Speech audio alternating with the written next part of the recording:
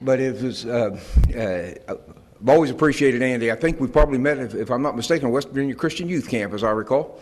And the friendship that we built through the years has been certainly one that I have treasured. When I found out Andy had taken a position as director of this school, I was very, very pleased at what I heard, because I know he'll do a good job, know he is doing a good job, and it's a privilege for me to consider him my friend. Appreciate this school, all the good work that the school's doing here. I appreciate the good education that the young men are getting, and I've seen the benefit of the work in various places as I've dealt with the men who graduated from here. You're doing good work, and I want you to know how much we appreciate that. You know, it's hard to watch a good friend suffer. To stand at a hospital bed, or perhaps beside a hospital bed in a home, trying to deal with someone or help someone who perhaps is in hospice care, and you know they're at the end, they know they're at the end. Or even if it's not to that extent yet, but you know they are in pain, and the suffering that they're enduring because of the illness can be a hard thing to watch.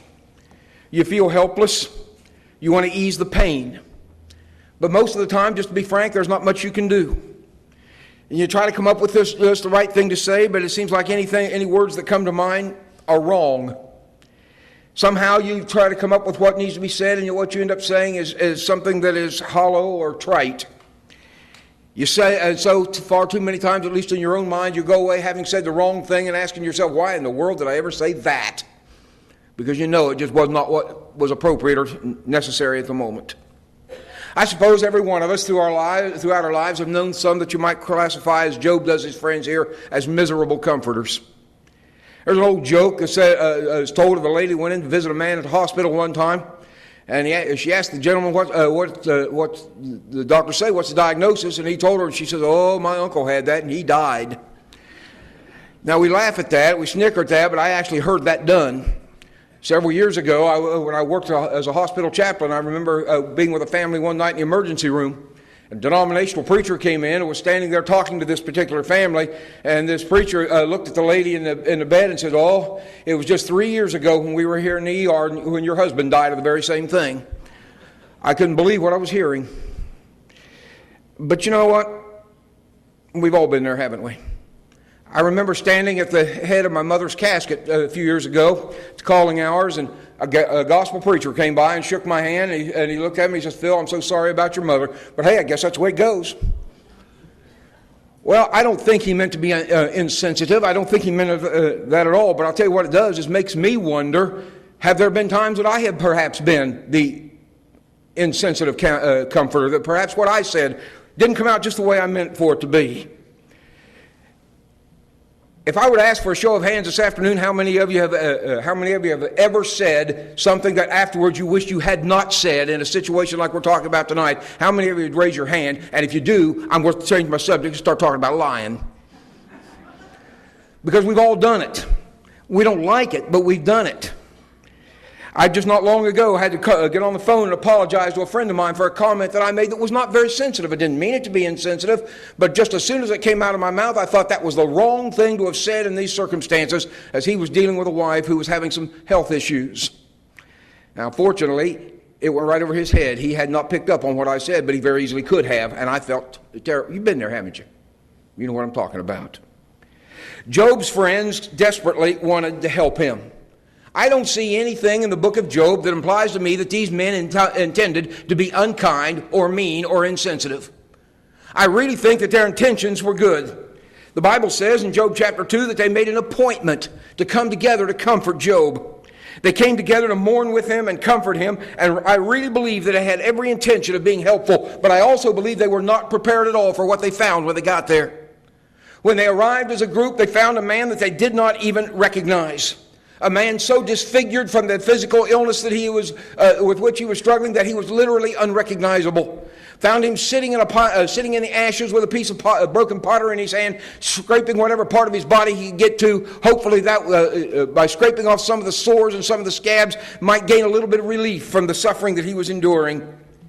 The sight was so overwhelming to them that the Bible says, Job 2 and verse 12, that they lifted up their voice and they wept. And then they sat down. And for 7 days and 7 nights they said absolutely nothing. And that was the last right thing they did. We know very little about these men. The names were given: Eliphaz, Bildad, and Zophar. But all the indications are that they meant well. They came for the purpose, it says, of comforting him. Now, the word comfort in that passage is a word that literally means to sympathize or to show sympathy for. And they came out of a desire to show sympathy for Job and the suffering that he was enduring. Our English word comfort comes from two Latin words that means with strength. And the idea is that you come and provide strength to deal with the situation. You know, preachers, that's the best we can do in a funeral, isn't it? We go into a funeral. If you go into preaching a funeral with the idea that I'm going to say the magic words that are going to take all the grief and the pain and the heartache away, you're fooling yourself. Because those words don't exist. You can't say the things that are going to help that family stop hurting. They hurt and they're going to hurt until they've gone through the grief process. So what you hopefully can do in a funeral is go with comfort. Go with strength to help them deal with the grief until finally, time and time alone with God's help, heals that pain. Words at times can be more hurtful than helpful. And sometimes just being there is the best medicine in a difficult hour. But like Job's friends, far too often we feel the need to say something, and so we say something and then wish we hadn't. Job's the one who finally broke the silence with his famous speech that J.D. did such an excellent job with yesterday. Why me? And then Job's friends begin in chapter 4 to try to answer that question. Their well-intentioned but misguided attempts to comfort him showed a severe lack of understanding of the true nature of suffering in general and of Job's in particular. They did not have all the facts, but they spoke with great certainty anyway. They started with a false premise. And as is always the case, when you start with a false premise, you will reach false conclusions, and in this case, hurtful conclusions. Their personal attacks on Job merely added to Job's pain, to Job's grief, until he finally exclaimed in Job 16 and verse 2, "Miserable comforters are ye all." And then he asks them in verse 3, shall vain words have an end? You know what he's saying in that passage? He's just simply saying, if you can't do anything better than to accuse me of great wickedness, would you just please be quiet? You're not helping. Yes, we've all been in situations where we felt obligated to speak. We've all wondered if we said the right thing. Because no one with a Christian attitude or Christian heart wants to be a miserable comforter. So that brings me to the question I want to deal with this afternoon. How do we avoid the mistakes made by Job's three friends? What was it that made them miserable comforters, and how can we correct our thinking so that we don't make the same mistakes that they made? Well, I suggest to you this afternoon that their mistakes stemmed from three sources. The first one is prejudice, not proof. They made up their mind based on what their prejudices taught them, regardless of what the evidence might say. Prejudice is determining your beliefs before you have all the facts. It's making up your mind prematurely, then clinging to those beliefs, even when you have absolutely no proof for their truthfulness. Job's friends had no understanding whatsoever, no knowledge whatsoever of the facts behind Job's suffering.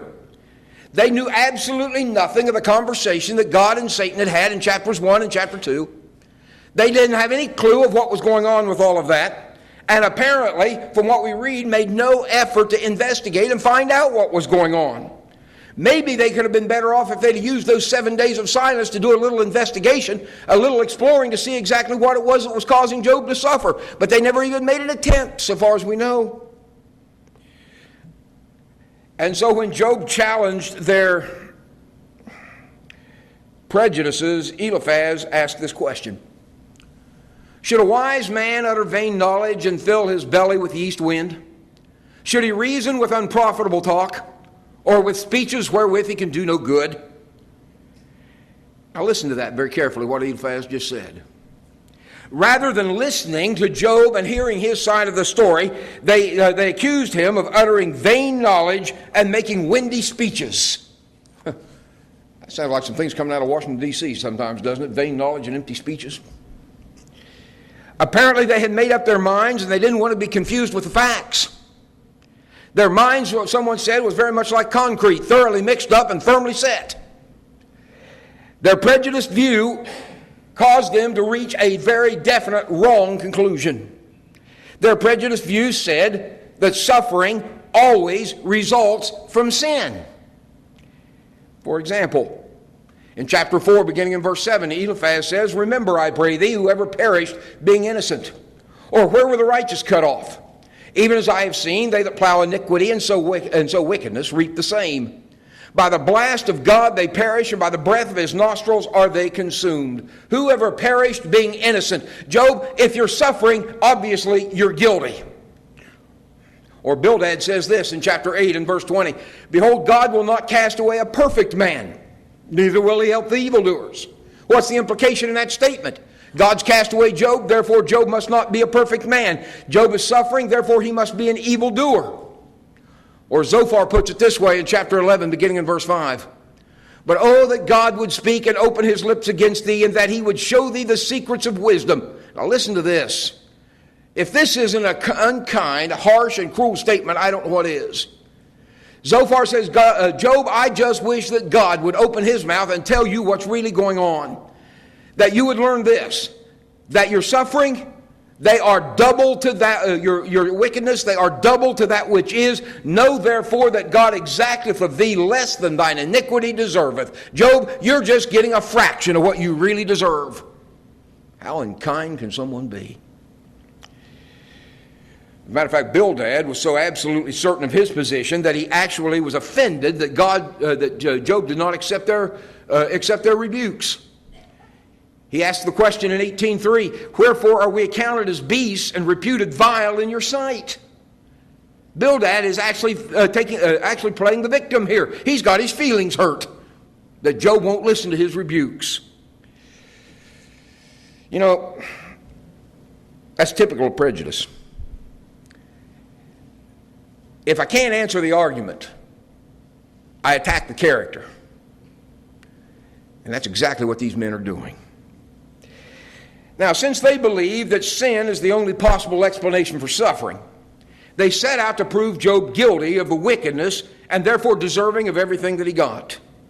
It's interesting as you read through these speeches that begin in chapter 4 and go all the way over to chapter 25, that time and time again they repeat the charges of sin against Job, but not one time do they offer one hint, shred of evidence proving him guilty of the things of which they are accusing him. Eliphaz does give Job a little bit of a compliment on one occasion. He tells Job that at one time you were a source of strength to the needy. "Behold, thou hast instructed many, and thou hast strengthened the weak hands. Thy words have upheld him that was falling, and thou hast strengthened the feeble knees." Job, at one time you had things going pretty well. But somewhere along the line you turned your back on those noble principles and have changed things completely. And so Eliphaz tells him, "For thou hast taken a pledge from thy brother for naught, and stripped the naked of their clothing. Thou hast not given water to the weary to drink, and thou hast withheld bread from the hungry. Thou hast sent widows away empty, and the arms of the fatherless have been broken." Talk about some unkind charges. To look at a man who is suffering to the extent that Job is, who has just lost his family, who has just lost his health, who has just lost everything he's owned in this world, and to tell that man what a wicked person you are, and give him this catalog of sins and offer no proof for it.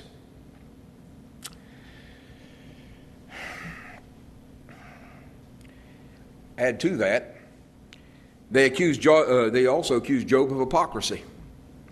After all, only a hypocrite would claim innocence in the face of such overwhelming evidence of guilt. Bildad said, "So are the paths of all that forget God, and the hypocrite's hope shall perish." Job, how hypocritical can you be sitting there, or perhaps lying there, telling us how, in all that misery, and telling us what a righteous person you are when we know better than that? Zophar said that Job's past blessings are the result of hypocrisy, and now that God had finally taken those things away from him. "Knowest thou not this of old? Since man was placed upon earth, that the triumphing of the wicked is short, and the joy of the hypocrite but for a moment. Yeah, Job, you had things pretty well for a while. You had a pretty good collection of livestock over there. You had a nice family. Everything seemed to be going real well there for you for a while. But God knew who you really were, and God knew what was really in your heart, and He knew what a hypocrite you were. And so now He's taken that all away from you. You're just getting what you deserved. There's no evidence, but they continually attack Job's integrity in serving God. Now, brethren, those are serious charges, but offered with no evidence of Job's guilt.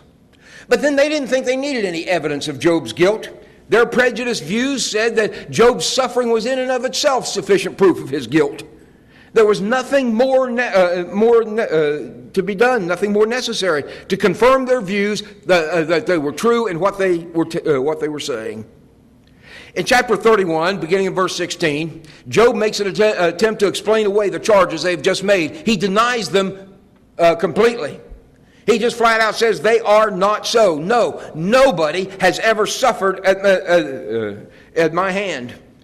I have never withheld from the poor. I have never deprived the fatherless. I have never allowed anyone to die for a lack of clothing. Job does admit repeatedly in the book that he was not perfect. He never claimed sinlessness, but he maintained insistently that the level that his sin did not merit the level of suffering that he was experiencing on this occasion.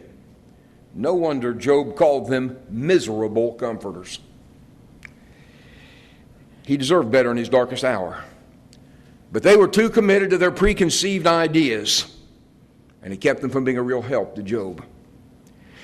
Brethren, we need to be very, very careful in every situation, obviously, but in this one specifically, since it's what we're talking about this afternoon, that we are careful that we do not allow our own personal prejudices to interfere with the way that we deal with people. Just because we have all known of cases where suffering resulted from sin, and it does sometimes, doesn't it? I'll never forget sitting in the emergency room with a lady one night whose 18-year-old son was laying in the trauma room, probably not going to make it, and he didn't. And I remember her looking at me and saying, "Why did God let this happen?" And I didn't try to answer her question right then because I knew emotionally she wasn't ready. I knew the answer, but I knew she wasn't emotionally ready for the answer. But about 15 minutes later, she looked up at me and says, "I know why it happened. It wasn't God. It's that fifth of whiskey that he drank before he got behind the wheel tonight." Yeah, sometimes suffering does result from sin, doesn't it? But brethren, not all suffering results from sin. Let me give you an example. It's been pretty well proven, has it not, that cigarette smoking causes lung cancer, or can cause lung cancer. That's been proven. We know that. But are you also aware of the fact that 15% of lung cancer patients have never smoked a day in their life? And so it's not a fair assumption when you find out that someone has lung cancer to automatically assume they've been smoking. Maybe they haven't been. You may be basing your conclusion on prejudice, not proof. If suffering always results from sin, then somebody needs to explain two things to me. Somebody needs to explain to me that little 18-month-old baby that is suffering from cancer or some other illness.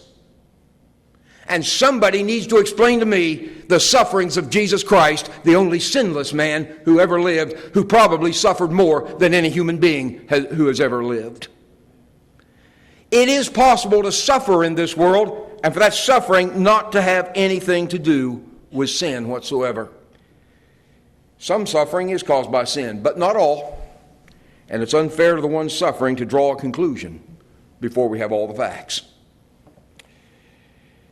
Number two, they were miserable comforters because they based their conclusions on tradition, not truth. Why did Job's friends believe that suffering is always a sign of sin? Where did they get that idea? Well, the answer to that's simple. They'd always been told that. Eliphaz claimed it was the wisdom of the ages. He said, asking Job, he says, "Art thou the first man that was born? Or wast thou made before the hills? Hast thou heard the secret of God? And dost thou restrain wisdom to thyself? What knowest thou that we know not? What understandest thou which is not in us? With us are both," now listen to this part, with us are both the gray-headed and very aged men, much elder than thy father. Job, you're talking here like you know something. Were you the first man ever born? You the oldest man on earth? Have you learned things that nobody else has learned? Do you know more than we do? Job, do you not understand that on our side of this issue are both the gray-headed and the very aged men? Some of those that hold our view are older than your father, Job. And anybody knows that a position that has come down from such well-respected gray heads and such well-respected age just has to be true. Job, how could you possibly argue with experienced old men who know so much more than you do? Can you possibly think you know more than they? Bildad even insisted that he learned this because of research that he had done. Actually, he challenged Job to do some research. He says in chapter 8, he says, "For inquire, I pray thee, of the former age, and prepare thyself to the search of their fathers. For we are but of yesterday and know nothing, because our days are upon earth are a shadow." Job, you and I aren't old enough to understand all of this. You and I aren't old enough to have learned all these things yet. So what we need to do is talk to those from the former age of the previous generation. Shall they not teach thee and tell thee and utter words out of their heart? Brethren, Eliphaz and Bildad here made a very common mistake. They believed something to be true because they had always believed it to be true. False views oftentimes are perpetuated because no one has thought to question their accuracy. Now, don't get me wrong.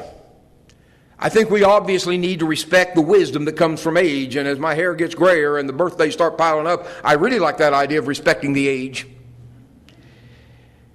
But we also need sometimes to realize that the so-called wisdom of the ages may be based more on tradition than truth.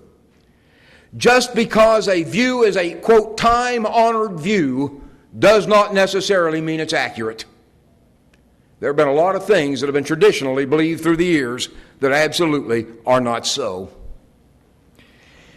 It is difficult enough to find the right words to comfort a sufferer without falling prey to just parroting false views because they are commonly accepted. Traditional concepts of the cause of suffering have caused the most unfortunate things to be said by well-meaning people. I hadn't been preaching very long, just a young man. I was teaching Wednesday night Bible study. A lady raised her hand. She had a question. Had absolutely nothing to do with what we were studying that night. But I know what she was trying to get me to do. Apparently, that day her family had suffered a loss. Their puppy had died. Now, I know some of you can get really attached to a dog, and that dog can become a part of your family. I understand that. But when that puppy died, her response was to tell her 7-year-old daughter that dog was in heaven. She knew better. And she spent a good portion of that Bible class that night, though, trying to get me to agree with her that she had done the right thing. She didn't get very far. She meant well when she told her little girl that. And I've heard people talk about their pets going to doggy heaven or kitty cat heaven. But those are traditional views, not truthful. I've also heard, and I bet you have too, someone's lost a loved one and somebody well-meaning put an arm around their shoulders and say, well, it was God's will. Now, I realize that's an attempt to help the sufferer cope. But brethren, it overlooks the biblical fact that suffering, illness, and death were never God's idea. They're Satan's idea. Death was not God's will.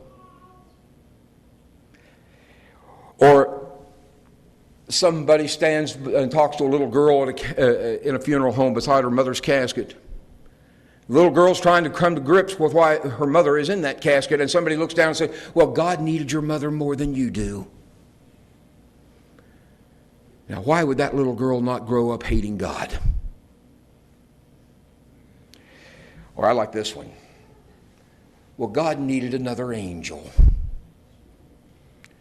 Which sounds so nice. But it completely overlooks the fact that the Bible teaches that angels were created as angels and not made out of righteous human beings.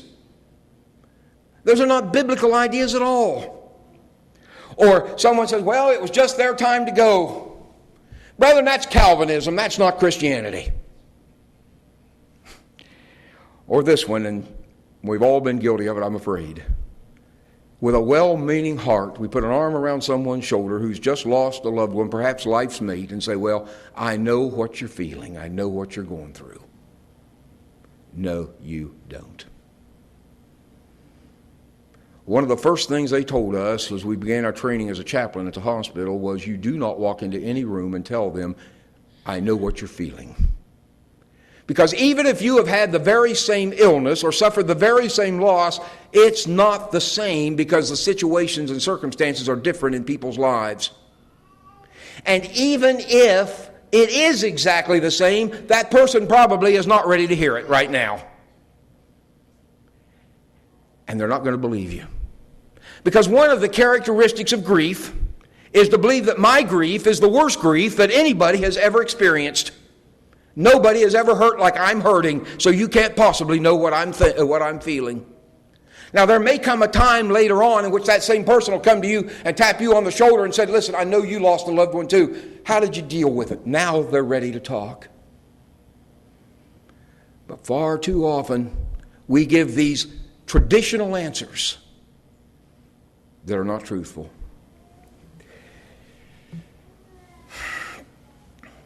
Their loyalty to what caused them, to what they had always taught and believed, caused them to increase Job's misery rather than provide comfort.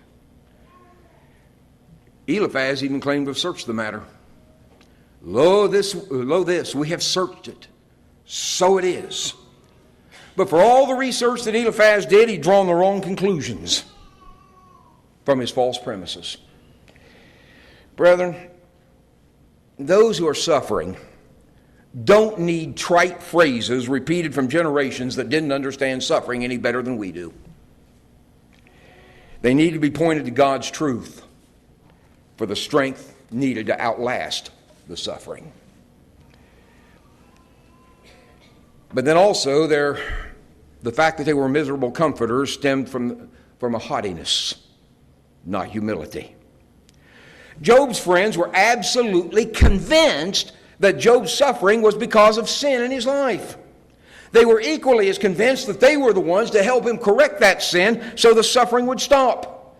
Eliphaz promised him in chapter 22 that if thou return to the Almighty, thou shalt be built up, thou shalt put away iniquity far from thy tabernacles. For then shalt thou have delight in the Almighty, and thou shalt lift up thy face unto God. Thou shalt make thy prayer unto him, and he shall hear thee. Job, if you'll just fess up to the sins of which we all know you're guilty, if you'll just quit hiding them and quit pretending and just come clean on this thing, then you can be right with God again. Zophar said, if thou prepare thine heart and stretch out thine hands toward him, if iniquity be in thine hand, put it far away, and let not wickedness dwell in thy tabernacles. For then shalt thou lift up thy face without spot, yea, thou shalt be steadfast and shalt not fear, because thou shalt forget thy misery, and thou shalt be secure, because there is hope. Yea, thou shalt dig about thee, and thou shalt take thy rest in safety, and thou shalt lie down, and none shall make thee afraid. Job, it can get better. Now, be honest, guys, as gospel preachers, we've used this one, we use this one from time to time, and rightly so. You want your life to get better? Then you get it right with God, and it'll get better. But brethren, what Job's friends are trying to say here is, you've got to repent of sin, Job, even if you didn't commit any. And then things will get better. They intended to provide Job a sense of hope that his situation was not permanent. Yes, Job, you brought this misery on yourself. We all know that if you just admit it. But it could be made better if you'll just quit stubbornly denying the sin and return to God. Eliphaz even accused Job of a haughty, arrogant, rebellious attitude toward God by refusing to admit his sin. Shall a wise man utter vain knowledge and fill his belly with east wind? Should he reason with unprofitable talk or with speeches wherewith he could do no good? Job, you need to just be quiet and quit trying to argue your way out of this thing and just admit what we all know is true. Or he asks this one, why doth thine heart carry thee away? And what do thy eyes wink at, that thou turnest thy spirit against God, and lettest such words go out of thy mouth? He implored Job to repent, and he assured Job that if he would do so, chapter 22 and verse 29, that God would save the humble person. Eliphaz, Bildad, and Zophar meant to help, but their attitude was wrong. I want you to look at a passage with me over in the New Testament. Might have been helpful if they'd have had this book of Galatians, these three men, so they could have read it. Galatians chapter 6 and verse 1. Apostle Paul, writing to the churches at Galatia, says, "Brethren, if a man is overtaken in any trespass, you who are spiritual restore such a one in the spirit of gentleness, considering yourself, lest you also be tempted." Did you hear that? In a spirit of gentleness. There was nothing gentle about the speeches these three men made. They could only be characterized as harsh, unkind, and even cruel.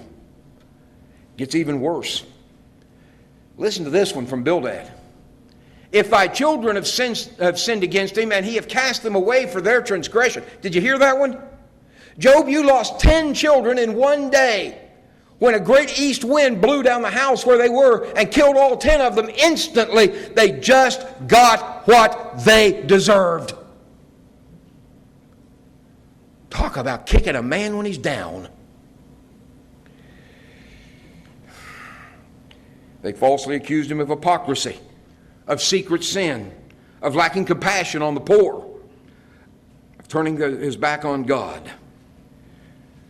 Job said, how hast thou helped him that is without power? How then comfort ye me in vain, seeing in your answers there remaineth falsehood? It's interesting to me, and I think in ways perhaps significant, that there are 3 rounds of speeches made by Job's friends. Eliphaz makes 3. Bildad makes 2 apiece. His last one's only 5 verses long. Zophar doesn't make a 3rd speech. And I can't help but wonder if something took place here at one particular point. I can't help but wonder if Bildad just got started on number 3 and Job says, "I'm done, that's it."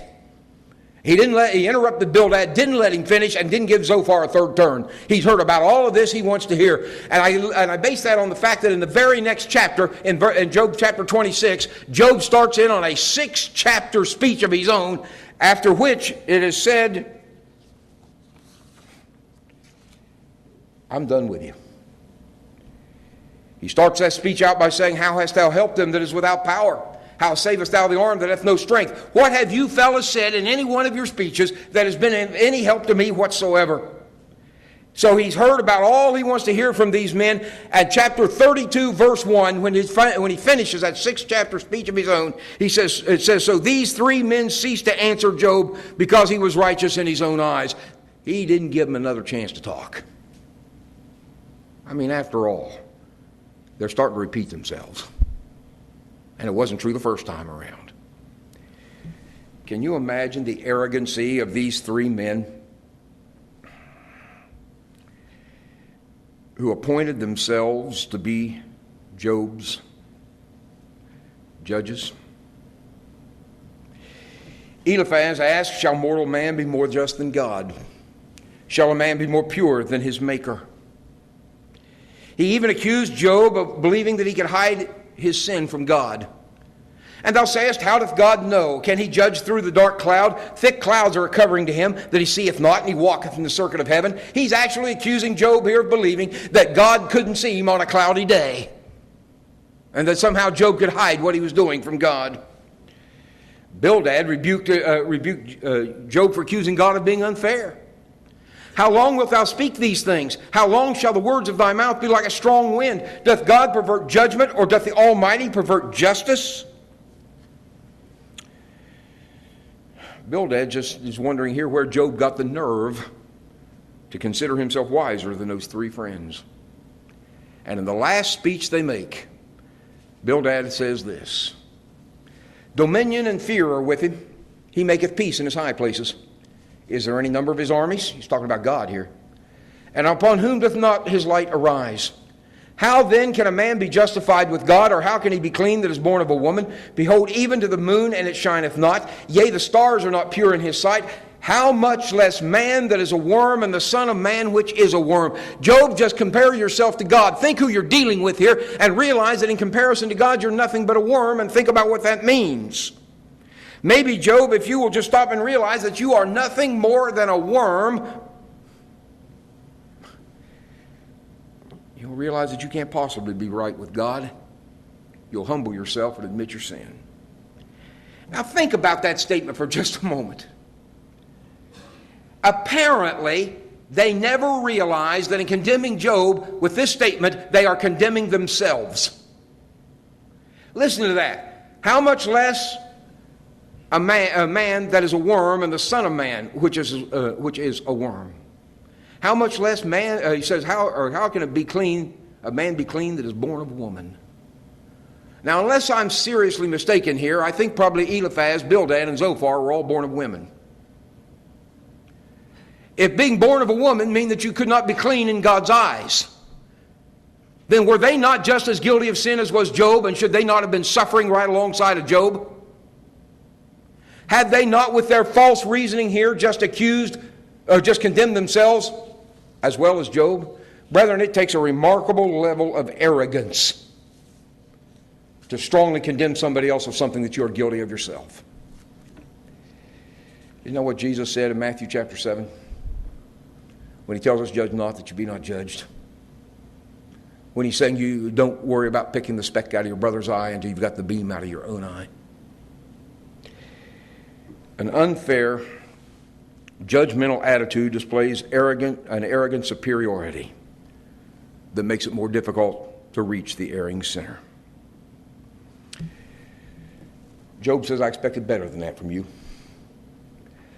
Chapter 6 and verse 14 that Mark just did such an excellent job with. To him that is afflicted, pity should be shown from his friend. These are questions Job's asking his friends.